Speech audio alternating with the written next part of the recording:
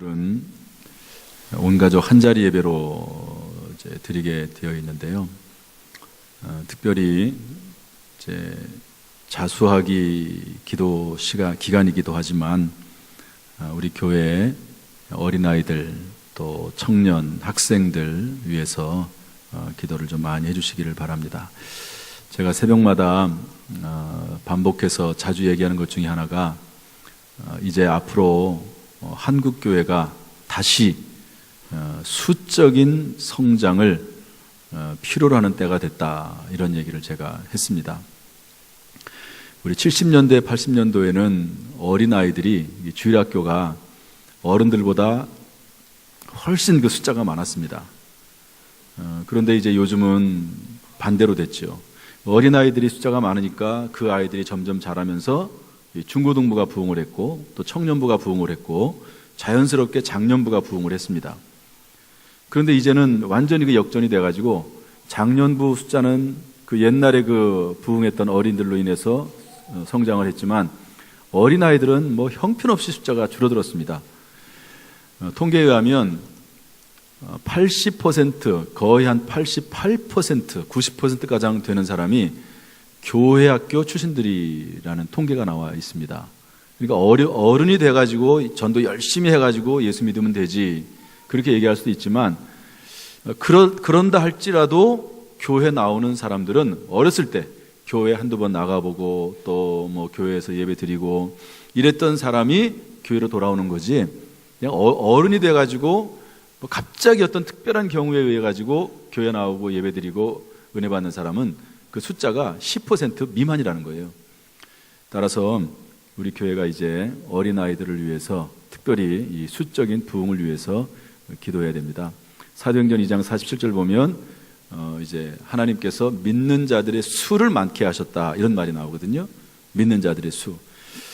앞으로 우리 한국 교회가 믿는 자들의 수가, 특별히 다음 세대 어린이들의 수가 늘어나야 됩니다. 우리 교회만 늘어나는 건 의미가 없어요. 한국 교회 교회들 전체가 다 늘어나야 됩니다. 뭐 어떤 교회 보면은 그 교회가 특별히 청년이 많고 학생이 많고 어린이가 많다, 이렇게 얘기를 하는 그런 교회들이 있습니다. 그거 중요하긴 하지만, 그러나 그 교회만 숫자가 많으면 뭐 하겠어요? 한국 교회 전체가 다 숫자가 늘어나고 아이들의 수가 늘어나고, 그러는 가운데 우리 교회가 수가 늘어나야죠. 할렐루야.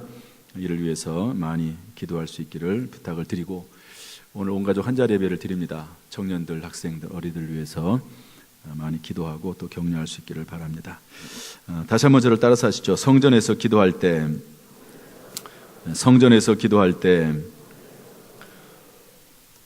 어제 제가 기지시에 성전을 건축하는 교회가 있어서 방문을 했습니다. 이제 성전을 건축하는데 이제 기공 예배를 드리는 거죠. 갔더니 땅을 파고 있더라고요. 그런데 이제 뭐 지하를 파는 건 아니니까 그렇게 규모가 큰 교회는 아닙니다. 그런데 곧바로 이렇게 땅을 조금만 파니까 바위가 있더라고요. 그래서 바위 좀 이렇게 작업하는 그런 상황에 있는데 가서 몇몇 목사님들이 예배를 드렸습니다. 원래 그 교회 이름은 당진 소망교회인데 시청 앞에다가 상가를 빌려서 예배를 드렸습니다. 3년 반 됐는데요. 3년 반 만에 이제 기지시에 땅을 사서, 기지시 그쪽에 땅이 비싸더라고요. 거기에 땅을 사서 예배당을 짓는 그런 일을 하는 거예요. 제가 예배를 드리기 전에 칭찬을 많이 했습니다. 참 요즘 교회 개척을 해가지고 이렇게 부흥하기도 어렵고 자립하기도 어려운데 이렇게 성전을 건축까지 하다니 정말 놀랍다고. 그러면서 아니 어떻게 개척을 하면서 땅을 사놓을 생각을 했냐고,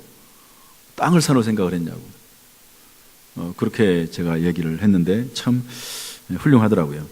그래서 거기서 예배를 드리면서 하나님 앞에 감사를 드렸습니다. 그런데 예배를 드리면서 이런 생각이 들었어요. 우리 교회가 처음에 이제 이곳에 오기 전에 땅을 파면서 기공 예배를 드렸던 그 장면이 생각이 나더라고요. 그리고 우리 교회가 작년 2015년 3월에 첫 번째 예배를 여기서 드렸습니다. 그리고 4월 19일에 입당 예배를 드렸잖아요. 입당 예배를. 벌써 1년 6개월이 지났습니다. 벌써 1년 6개월. 그때가 생각이 나는 거예요. 우리가 처음 예배를 드렸을 때 얼마나 감격을 했습니까?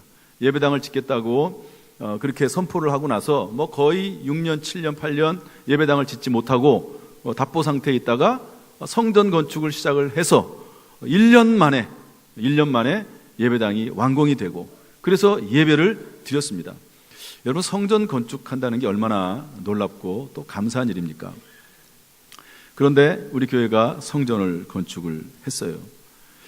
그러면서 성전을 건축할 때 우리가 받았던 감격, 또 성전을 건축하면서 이 예배당에서 우리가 무엇을 할 것인가 하는 그런 꿈과 비전이 있지 않았습니까? 그런데 1년 반 정도 지났는데요, 다 사라졌어요. 이런저런 이유로 다 사라지고 이 성전 건축의 감격, 기쁨, 감사 이런 것들이 소멸된 것 같아요. 그래서 제가 그 기지시 그 성결교회 성전 건축 기공 예배를 드리면서 토요일이잖아요. 준비했던 설교 원고를 접었습니다. 그리고 성전 건축에 관련해서 한번 말씀을 전해야 되겠다. 그래서 새로 말씀을 준비를 했습니다. 여러분, 성전 건축이 도대체 왜 우리가 성전 건축을 했을까 하는 걸 좀 생각을 해봐야 될 것 같아요. 그러면서 제가 이 솔로몬의 성전 건축을 좀 되돌아보게 됐습니다. 최초의 하나님의 전은 모세의 성막입니다. 모세의 성막은 이스라엘 백성들이 광야 40년 동안 옮겨 다니면서 지었던 하나님의 전이기 때문에 천막으로 되어 있습니다. 천막으로. 그렇지 않겠어요? 하나님의 구름 기둥이 움직이면 또 따라 움직여야 되고 멈추면 멈춰야 되니까 그거를 뭐 딱 고정적인 것으로 할 수가 없습니다. 성막으로 지어놨단 말이죠. 그러다가 이제 가나안 땅에 들어가서 거기에 정착을 하면서 이제는 어느 시점이 됐을 때 그것을 성전으로 본격적인 건물로 짓게 됐습니다. 그것을 지은 사람이 누구냐면 솔로몬입니다. 솔로몬.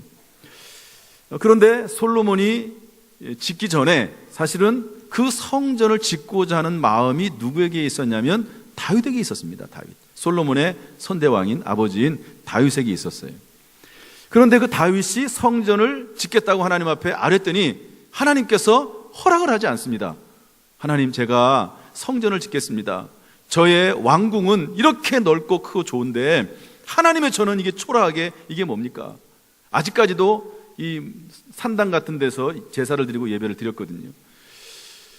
제가 2011년도 8월 달에 우리 교회 부임을 했습니다. 구성전에 있을 때. 그래가지고 취임 예배를 드렸는데 많은 손님들이 왔습니다. 그럴 때 저희 이제 부모님들도 오시고 장인어른 장모님이 오셨는데 예배가 끝나고 나서 저희 집으로 이제 모시고 갔죠. 그랬더니 저희 장모님이 우리 사택에 와가지고 예배를 드리면서 제일 먼저 하시는 말씀이 뭐냐면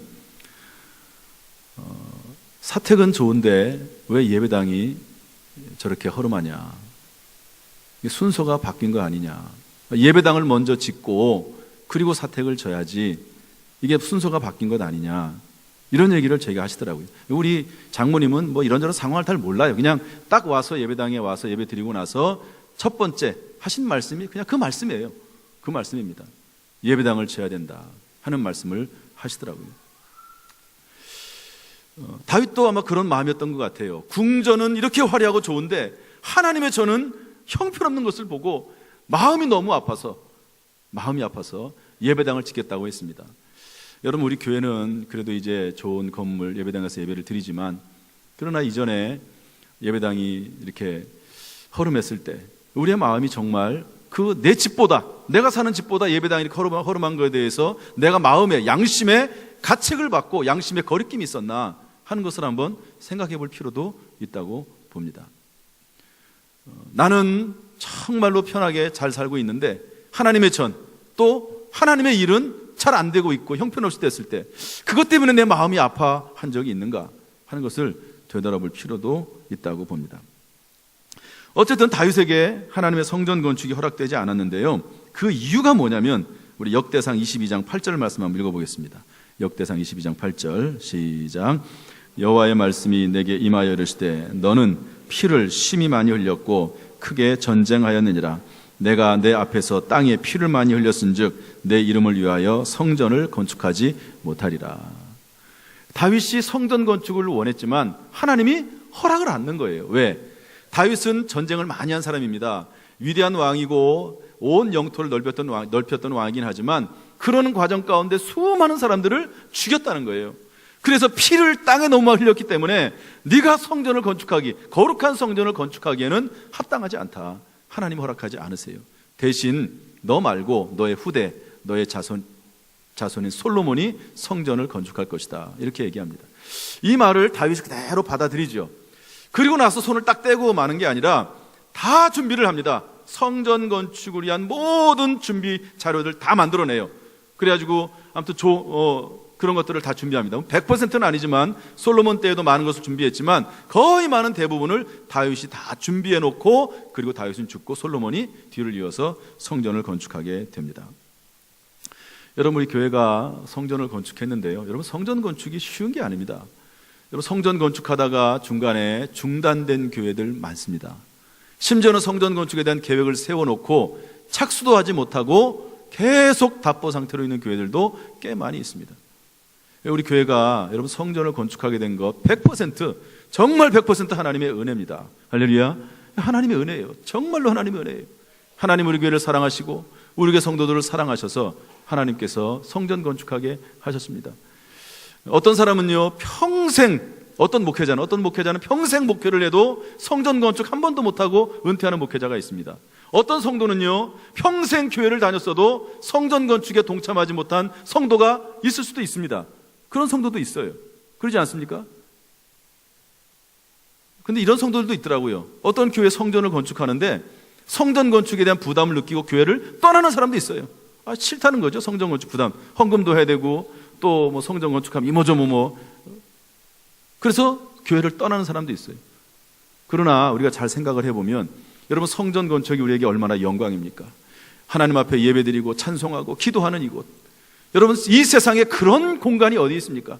아무리 좋은 건물이 있고 아무리 좋은 그런 장소가 있다 할지라도 하나님 앞에 매일 찬송하고 매일 기도하고 그리고 하나님 앞에 예배드리는 그런 장소, 거룩한 장소가 우리에게 있다고 하는 것, 우리가 그 일에 동참했다고 하는 것, 얼마나 복된 일입니까? 그러므로 제가 어제 성전 건축하면서 기공 예배를 드리면서 다시 한번 우리 교회 하나님이 성전을 건축하게 하신 그 은혜가 너무 크고 놀랍다 하는 것을 되새기면서 오늘 말씀을 준비를 했습니다. 그러면 여러분, 이 성전을 건축하고 나서 성전에서 해야 될 가장 중요한 일이 뭘까요?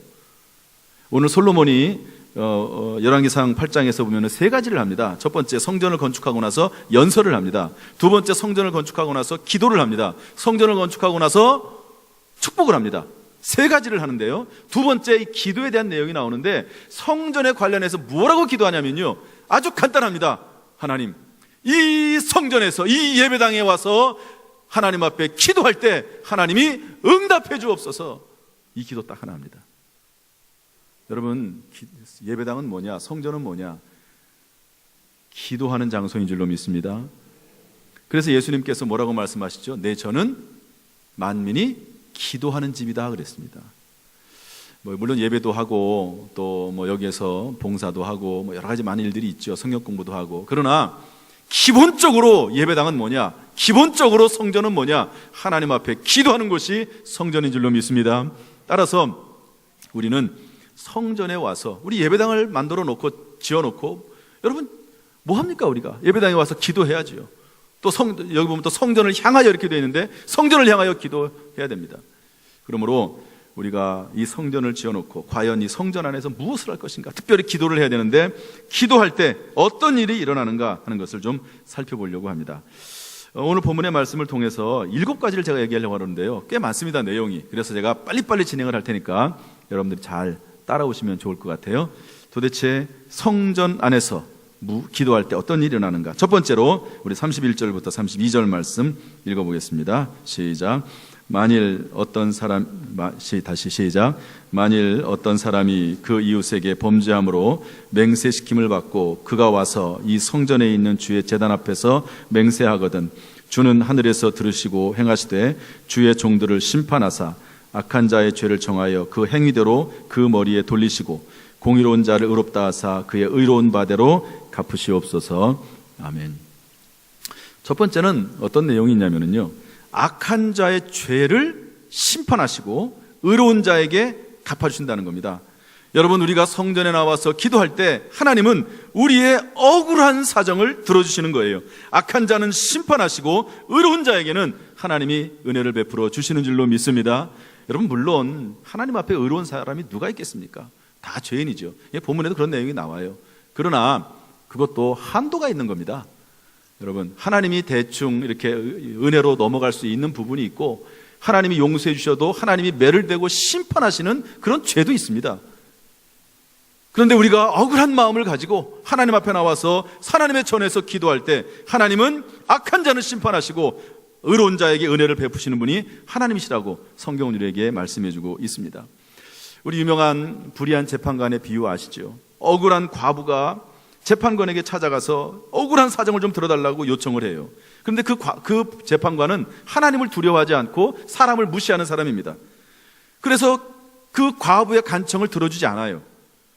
그러나 너무 번거롭게 하니까 할 수 없이 그 불의한 재판관이 그 과부의 기도를, 간청을 들어줬다 하는 말이 나옵니다.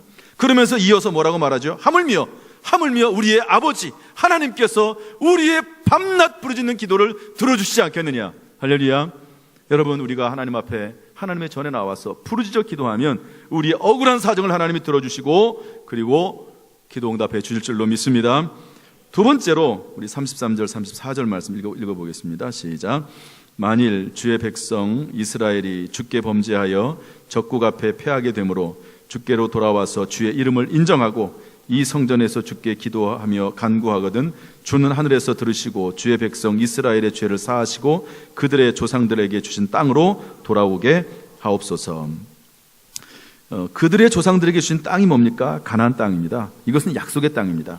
다시 말해서 성전을 향하여 또는 성전 되신 그리스도 안에서 기도할 때 하나님께서는요, 주의 백성의 죄를 용서하시고 약속의 땅으로 돌아오게 하십니다. 다시 말해서 우리가 회개하면서 기도할 때 죄 용서받고 이전의 축복을 회복하게 되는 은혜를 받게 되는 줄로 믿습니다.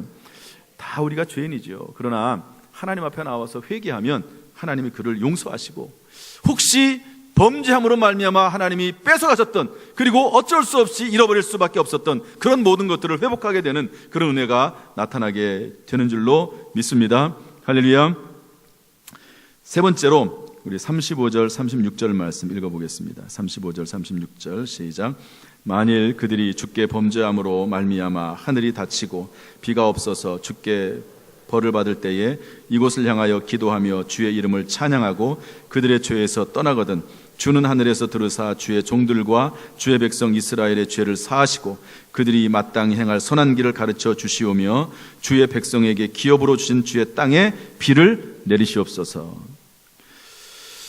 우리가 성전에서 또 성전을 향하여 성전 되신 예수 그리스도 안에서 기도할 때 하나님께서는요, 마땅히 행할 길을 알려주신대요.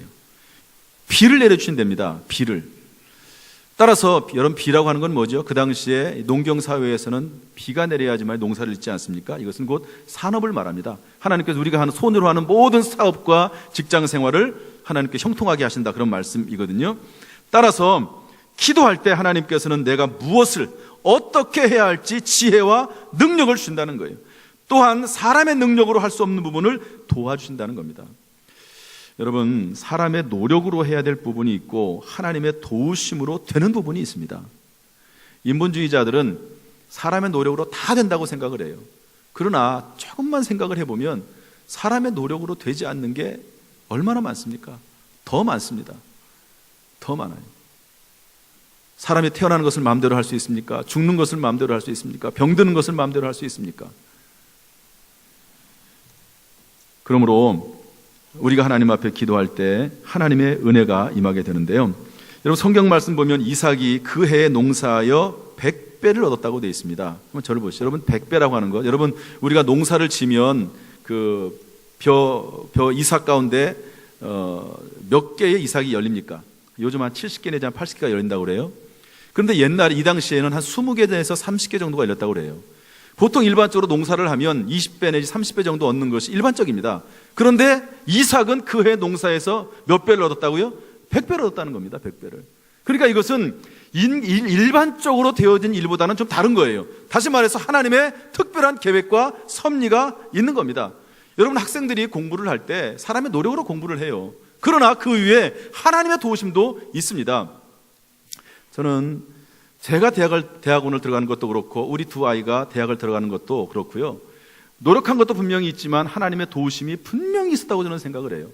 제가 신학대학원에 들어갈 때 다 그렇지만 영어가 좀 문제가 되잖아요. 성경 공부 열심히 해서 하면 됩니다. 논술도 하면 되고요. 그런데 이 영어는 하루아침에 되는 게 아니잖아요. 어쨌든 하나님 앞에 기도하면서 열심히 기도하면서 공부를 했어요. 그런데 놀랍게도 제가 공부한 그 내용에서 그게 그렇게 되는지 어쩐지 모르겠지만 그 영어 지문 내용 그대로 나왔어요. 여러분, 그렇게 나왔는데 대학원에 못 들어갈 사람이 누가 있습니까? 제가 그래서 우수한 성적으로 장학생으로 대학원에 들어갔습니다. 하나님의 도우심이 있어요. 확실히 하나님의 도우심이 있습니다. 사람의 노력으로 해야 될 부분이 있고 하나님의 도우심으로 되는 부분도 있습니다. 그러므로 여러분 무엇을 하든지 간에 하나님 앞에 기도하면서 기도하는 가운데 행할 수 있기를 주님의 이름으로 축복합니다.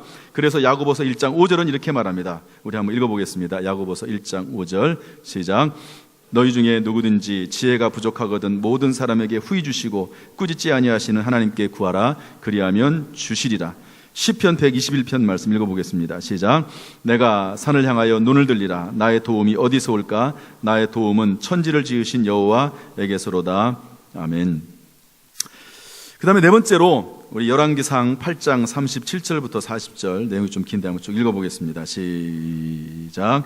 만일 이 땅에 기근이나 전염병이 있거나 곡식이 시들거나 깐부기가 나거나 메뚜기나 황충이 나거나 적국이 와서 성읍을 에워싸거나 무슨 재앙이나 무슨 질병이 있든지 막론하고 한 사람이나 혹 주의 온 백성이 이스라엘이 다 각각 자기의 마음의 재앙을 깨닫고 이 성전을 향하여 손을 펴고 무슨 기도나 무슨 간구를 하거든 주는 계신 곳 하늘에서 들으시고 사하시며 각 사람의 마음을 아시오니 그들의 모든 행위대로 행하사 갚으시옵소서. 주만 홀로 사람의 마음을 아심이나이다.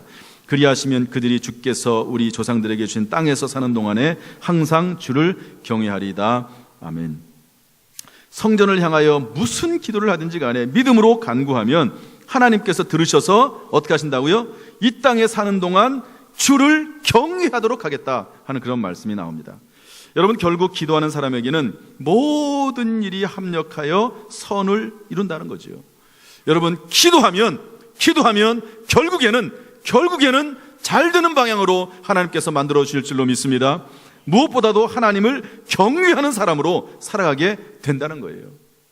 자녀를 위해서 그러므로 기도하십시오. 하나님을 경외하는 사람, 합력하여 선이 되는 사람이 반드시 될 줄로 믿습니다. 우리 41절부터 43절 말씀 읽어보겠습니다. 시작.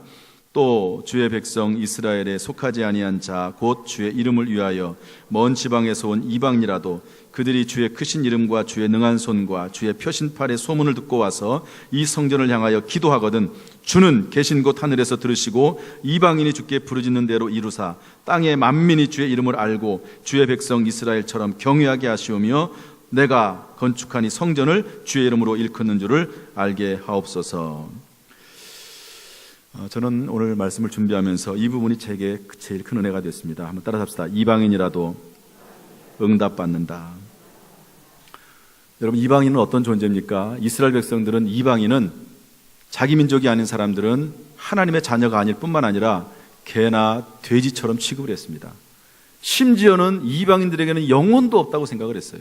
그만큼 멸시를 했습니다. 자기들만이 하나님의 선민이고 특별한 사람이라고 생각을 했어요.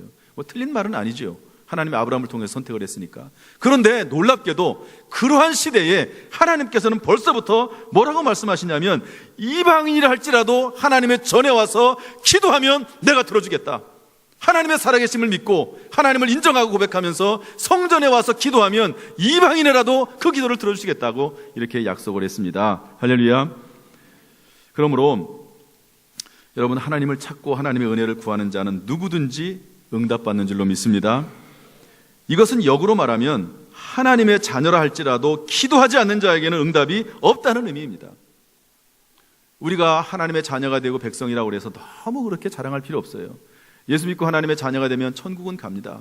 하나님께서 그 믿음을 보시고, 그러나 이 땅에 살면서 심지어는 불신자들보다도 더 못한 삶을 살 수 있습니다. 불신자들은 그래도 자기 땀으로 노력을 해서 무언가 이루어나가며 살지요. 그런데 우리들은 하나님 앞에 기도함으로 응답받고 기도하며 살게 되어 있는데, 기도하지 않으니까 하나님의 은혜와 능력이 임할 수가 없는 것이죠.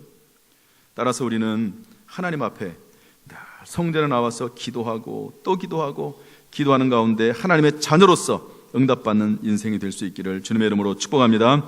여섯 번째, 우리 44절 45절 말씀 읽어보겠습니다. 44절 45절 시작.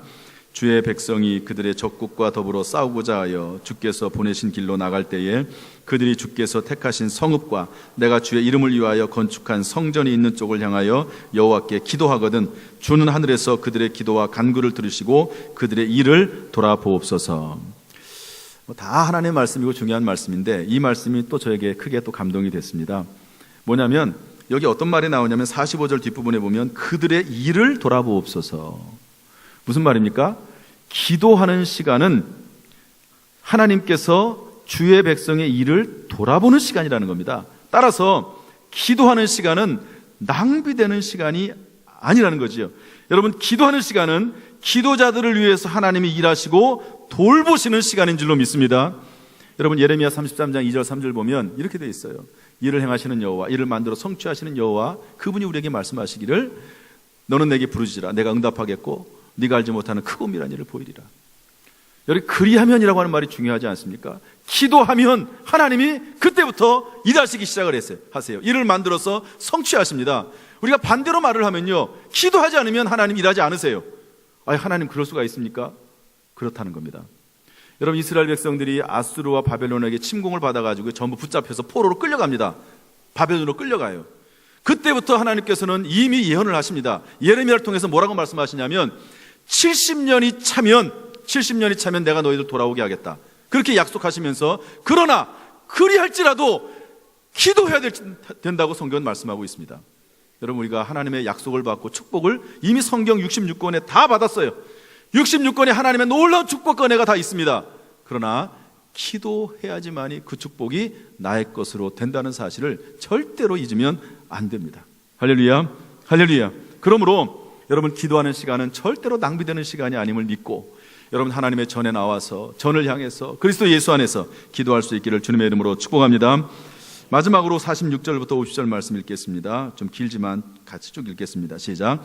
범죄치 아니하는 사람이 없사오니 그들이 주께 범죄함으로 주께서 그들에게 진노하사 그들을 적국에게 넘기심에 적국이 그를 사로잡아 원근을 막론하고 적국의 땅으로 끌어간 후에 그들이 사로잡혀 간 땅에서 스스로 깨닫고 그 사로잡은 자의 땅에서 돌이켜 주께 간구하기를 우리가 범죄하여 악을 지었나이다 하며 자기를 사로잡아간 적국의 땅에서 온 마음과 온 뜻으로 주께 돌아와서 주께서 그들의 조상들에게 주신 땅 곧 주께서 택하신 성읍과 내가 주의 이름으로 위하여 건축한 성전 있는 쪽을 향하여 주께 기도하거든 주는 계신 곳 하늘에서 그들의 기도와 간구를 들으시고 그들의 일을 돌아보시며 주께 범죄한 백성을 용서하시며 주께 범한 그 모든 허물을 사하시고 그들을 사로잡아간 자 앞에서 그들로 불쌍히 여김을 얻게 하사 그 사람들로 그들을 불쌍히 여기게 하옵소서. 허물을 사하고 불쌍히 여김을 받는다는 겁니다. 여러분은 그냥 하나님이 곧바로 그냥 회복시켜서 이스라엘 땅으로 돌아오게 하시지 왜 70년이 차게 하실까? 하나님의 계획과 섭리가 있는 거죠. 여러분, 하나님은 시계를 보고 계시고 하나님의 시간표가 있습니다. 우리가 계획을 짜듯이 하나님도 교회와 그리고 이 나라 민족과 각 개인을 위한 시간표가 있습니다. 따라서 하나님의 스케줄에 따라서 완전한 회복과 축복이 다소 미루어질 수 있습니다. 그러나 기도하면 불쌍히 여김을 받아서 그러한 과정 중에서도 하나님께서 평안을 주신다는 겁니다. 할렐루야. 여러분, 요셉이 13살 때의 애굽으로 끌려갔습니다. 그리고 30살에 총리가 됐습니다. 여러분, 17년이라고 하는 기간 얼마나 긴 기간입니까? 그런데 하나님이 그 17년을 다 채우십니다. 다 채우세요. 그리고 그 안에서 종살이하고 옥살이 합니다. 그러나 하나님 앞에 기도하고 믿음으로 살았더니 하나님께서 그 어려운 과정 중에서도 요셉을 축복하셔서 가정총무로 삼으시고 감옥에서도 총무로 일하게 하시는 겁니다. 하나님이 위로해 주시는 거예요. 어려운 가운데 아직 하나님의 때는 안 됐지만, 고난의 때가 아직 끝나진 않았지만, 그러나 그 중에서도 하나님께서 위로와 힘을 주시는 하나님이 우리 하나님이신 줄로 믿습니다. 그래서 시편 127편 2절에 보면 이런 말씀이 있습니다. 한번 읽어보겠습니다. 시편 127편 2절 시작. 너희가 일찍 일어나고 늦게 누우며 수고의 떡을 먹음이 헛되도다. 그러므로 여호와께서 그의 사랑하시는 자에게는 잠을 주시는도다. 아멘. 여러분, 하나님은 잠을 주시는 하나님이세요. 수고롭고 피곤하고 힘들고 어렵지만 하나님께서는 잠을 주십니다. 여기서 말하는 잠은요, 물론 실질적으로 잠을 주는 것도 있습니다만은 그 심령 속에 하나님이 평안을 주시는 것이죠. 할렐루야. 어떤 분은 예배 시간에 하나님을 사랑하시는 자에게는 잠을 준다고 그래가지고 이게 꾸벅꾸벅 졸면서도 하나님은 나를 사랑하시기 때문에 그런다고 그렇게 말하는 분도 있어요. 그런데 그런 의미가 아니고 여기서 말하는 것은 평안을 주시는 겁니다. 평안을. 여러분, 우리가 하나님을 사랑하고 또 하나님 안에 거할 때, 기도할 때 하나님 우리에게 평안을 주실 줄로 믿습니다. 그러므로 성전에서 기도하라는 거예요. 그러므로 성전을 향하여 기도하라는 겁니다. 그러므로 성전 되신 예수 그리스도 안에서 기도할 수 있기를 주님의 이름으로 축복합니다. 말씀을 마치려고 합니다. 2013년 5월 달에 영국에서 있었던 일이라고 그래요. 믿겨지지는 않는 일이지만 실화라고 합니다. 영국에서 5,000명이 넘는 사람들이 출전한 큰 마라톤 대회가 열렸습니다. 5,000명이 넘는 대회. 그런데 그 마라톤 대회를 완주한 사람은 딱 한 명이라는 거예요. 있을 수 없는 일이죠. 이거 아무리 그렇지 여러분, 사람들이 완주하길 원하잖아요. 그래서 시간이 몇 시간이 걸리더라도 끝까지 완주하려고 하는 사람들이 대부분일 겁니다. 그런데 완주한 사람이 딱 한 명이에요. 그 이유가 뭔가 봤더니 1등이 열심히 달려가는데 2등이 쫓아왔습니다. 근데 거리가 꽤 됐어요. 1등은 이제 나름대로 자기가 준비된 그 마라톤 코스대로 잘 갔어요. 그런데 2등이 따라오다가 잘못된 길로 들어섰습니다. 2등이. 그러니까 1등은 일로 갔는데 2등이 이쪽으로 간 거예요. 그러니까 다음에 뒤에 쫓아오는 3등부터는 전부 2등을 쫓아간, 2등 이쪽을 쫓아간 거예요. 그래가지고 나머지 사람들이 모두 실격 처리됐습니다. 이런 일이 있을 수가 있을까? 있었답니다. 제가 이 글을 읽어보면서 이런 생각을 했습니다. 우리가 누구를 따라가느냐가 중요해요. 인생에 있어서 누구를 따라가느냐가 정말 중요합니다. 무엇보다도 여러분, 기도하는 사람의 뒤를 따라갈 수 있기를 주님의 이름으로 축복합니다. 여러분, 기도의 자리에 나가세요. 또한 하나님의 사람의 뒤를 따라가십시오. 그리고 예수 그리스도의 뒤를 따라가십시오. 그러면 반드시 그 인생은 복된 인생이 될 줄로 믿습니다. 이런 은혜가 우리 모든 성도들에게 임하기를 주님의 이름으로 축복합니다. 기도하겠습니다.